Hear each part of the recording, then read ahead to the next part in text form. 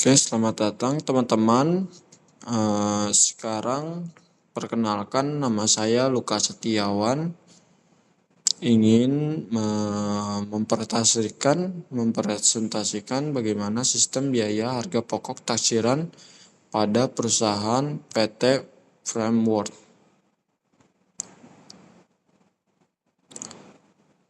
Untuk daftar isinya ada latar belakang, rumusan masalah, tujuan penulisan, manfaat penulisan, ruang lingkup penelitian, sistematika penulisan.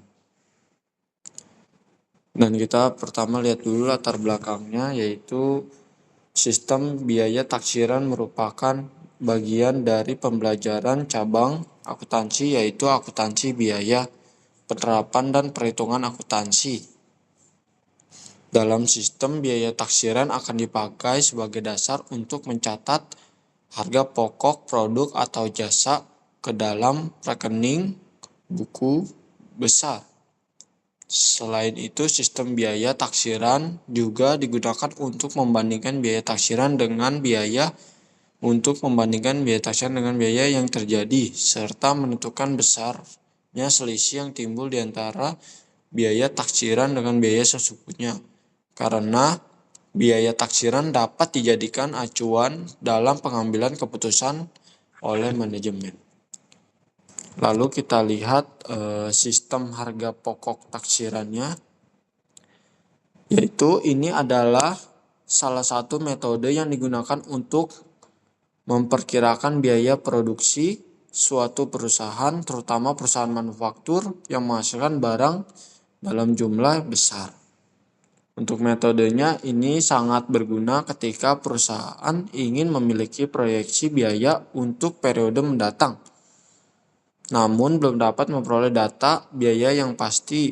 Sistem biaya harga pokok taksiran memberikan gambaran kasar atau perkiraan mengenai total biaya yang diperlukan untuk menghasilkan produk dalam jumlah tertentu.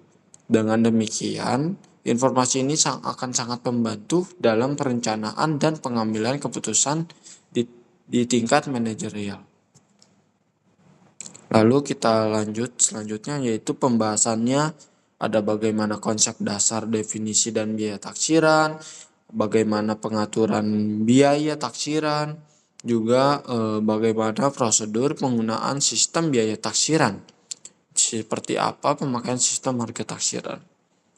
Lalu untuk pengertiannya dan konsep biaya taksiran. Lalu ini ada beberapa artinya ya, yaitu sistem harga pokok taksiran adalah salah satu sistem harga pokok yang ditentukan di muka untuk mengolah produk atau jasa tertentu dengan jalan menentukan besarnya biaya bahan baku. Lalu kita ke slide selanjutnya. Ini boleh di screenshot tujuannya. Ini tujuan taksiran yaitu ada 3 ya teman-teman. Untuk jembatan menuju sistem biaya standar untuk menghindari biaya relatif besar dalam pemakaian sistem biaya standar untuk pengendalian biaya dan analisis kegiatan. Lalu selanjutnya ada penentuan sistem taksiran. Cara menentukan biaya taksiran adalah dengan mencarinya menjadi beberapa unsur biaya. Ada biaya bahan baku, biaya tenaga kerja, juga biaya overhead pabrik. Lalu kita selanjutnya ada juga pengertian dari penentuan biaya taksiran. Lalu ada taksiran biaya bahan baku, tenaga kerja langsung, dan taksiran biaya overhead. Jadi ini kita lihat ini penting ya, bahwa pengertian dari penentuan biaya taksiran ini supaya ada biaya-biaya apa saja yang diperlukan. Lalu selanjutnya ada juga pemakaian sistem harga pokok.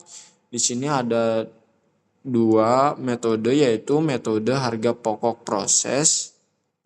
Yang kedua metode harga pokok pesanan. Lalu yang selanjutnya prosedur akuntansi dalam sistem biaya taksiran. Dalam sistem biaya taksiran didebit dan dengan biaya produksi yang sesungguhnya terjadi dan dikreditkan sebagai hasil kali jumlah produk selesai dan produk dalam proses dengan biaya taksiran persatuan, karena harga pokok produk jadi yang masuk gudang dihargai dengan biaya taksiran. Nah, ini adalah salah satu. Nah, ini teman-teman boleh lihat, ini adalah pencatatan biaya bahan baku. Boleh di screenshot. Lalu selanjutnya ini juga yaitu tadi bahan baku, yang ini adalah prosedur pencatatan biaya tenaga kerja.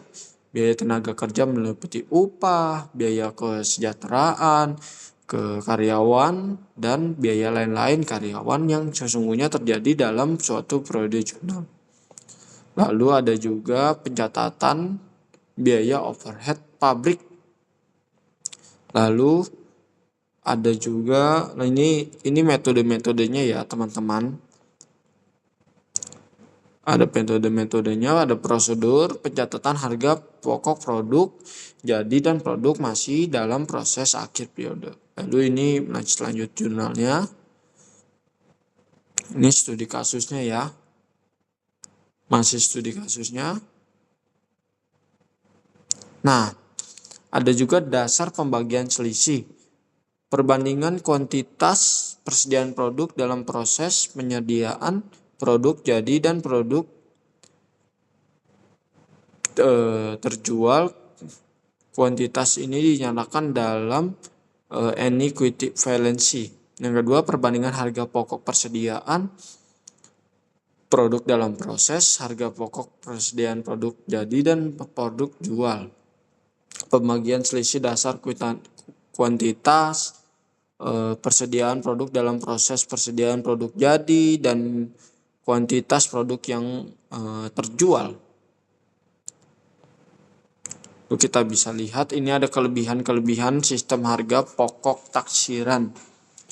Jadi teman-teman, kita perlu tahu bahwa pasti ada kelebihan sistem harga dalam pokok taksiran. Kita bisa lihat di sini dapat mengurangi dan menekan biaya administrasi, dapat menyediakan informasi untuk pengambilan keputusan, manajemen memerlukan informasi, mengantar ke pemakaian sistem harga pokok standar. Lalu ini jurnal-jurnalnya ya, studi kasusnya, caranya gimana? Ada mencatat pembelian bahan baku, pembeliannya di dalam debit ya, utang dagang dalam kredit, lalu BDP dan BBB totalnya ya. Kita lihat lagi, ini studi kasusnya. Oke. Nah, kesimpulan presentasi ini diakhiri dengan menyoroti pentingnya sistem biaya taksiran ini adalah sebagai jembatan antara sistem biaya sesungguhnya dengan sistem biaya standar untuk menghindari biaya yang relatif besar dalam pemakaian sistem biaya standar untuk pengendalian biaya standar untuk pengendalian biaya analisis kegiatan dan untuk mengurangi biaya akuntansi. Oke. Nah, terima kasih teman-teman. Sekian presentasi dari saya, Lukas Setiawan, kelas 5C. Terima kasih.